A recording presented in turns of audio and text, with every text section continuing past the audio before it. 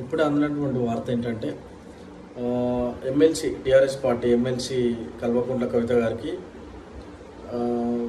CrPC 160 CBI నుండి notice అందడం జరిగింది.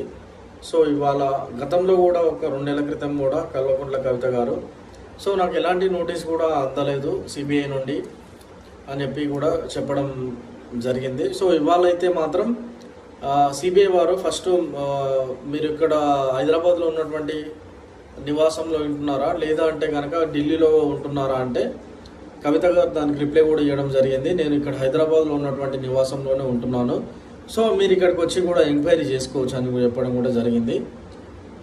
సిబిఐ వారు రేపు 6 తారీఖు రోజు 11 గంటలకి కల్వకుంట్ల కవిత ఎమ్మెల్సీ గారిని ఎంక్వైరీ చేయడం జరుగుతుంది. విచారణ కొరకు సిబిఐ వారు కవిత ఇంటికి వచ్చి నేరుగా విచారణ కూడా జరుగుతుంది.